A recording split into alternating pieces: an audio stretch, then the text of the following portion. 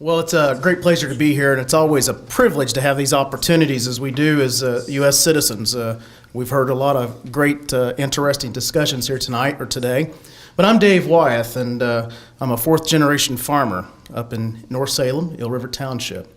My great-grandfather settled here in 1919.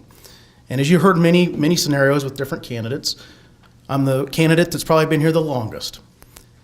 I also want to just talk a little bit about my operation. At the age of 15, I took on my first obligation of buying my first farm. It was a six-figure debt. I know what it's like to pay interest. I know what it's like to pay debt back. I know what it's like to pay property taxes. We've heard some property tax issues here today. Yesterday, when I went to get my mail, guess what was in the mailbox? My property taxes. A stack about like that. Many of you understand that, and you know exactly my feelings. So when it comes to property taxes, you can bet a farmer is going to know about property taxes. I'm also the only candidate west of 39. Agriculture is my background, has been my background. It's a great privilege that I also have the honor to serve on Indiana Farm Bureau Board of Directors. I've served in that capacity for 6 years. It's a membership-based organization with over 250,000 members across our state. I also serve on the Indiana Farm Bureau Insurance Board of Directors, a company that has over $3 billion of assets, a 9-digit operating budget, 1,500 plus employees across the state. I've served on the Compensation Committee, Audit Committee, Investment Committee. We heard Larry talk about in jail. I've also served on the Finance and Budget. So I've had a very round knowledge about corporate business, an old farm boy from Hendricks County. Agriculture is very important to this county. It's important to our state. There's over 260,000 acres in Hendricks County.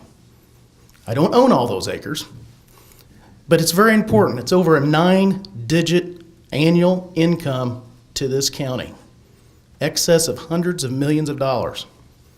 We're the 38th largest county in the state.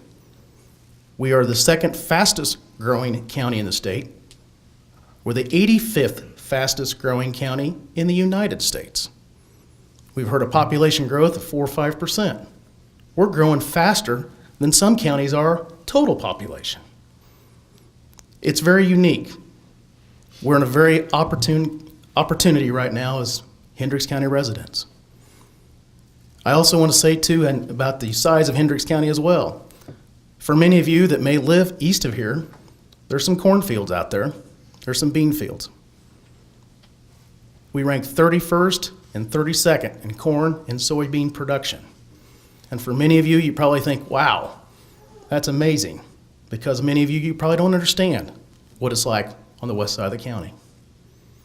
It would be a great privilege to serve on your county council. I think when we look at the tax issues, we heard about road funding. Jeff knows about that. Larry knows that as well, Caleb. You know, there's nobody that understands roads probably better than I do. And the reason why I say that is because I'm on the roads a lot. With big, large equipment, I understand where the bridges are, the culverts. I think there's over 200 bridges, 700 culverts and overpasses in the county. I understand about paving. I think it's pretty obvious when you start talking about $100,000 a mile for pavement. $8 million doesn't go very far.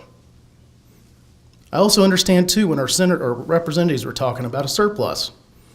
I think it's important that our county stays fiscal responsibility. Keeping a surplus is good. As a farmer who's been in the business for 33 years, having equity is always a good position. You never know when you might have to dip into that fund. And right now agriculture is going through a point we might have to dip. I think when we look in the future, we look at jobs. You think a farmer may not know a lot about jobs. Thursday, I had an opportunity to meet with Todd Rakita's staff. We talked about Carrier, what it's doing and what the impact of that's going to be. And I think we need to look at this a little bit because I want to make sure that Hendricks County is a place that we call home, a place that we all want to raise our families, a place that we're proud to call home. And for a boy that's been here all of his life, family since 1919, I think it's important you can say, I'm an invested Hendricks County citizen And I'd appreciate your vote.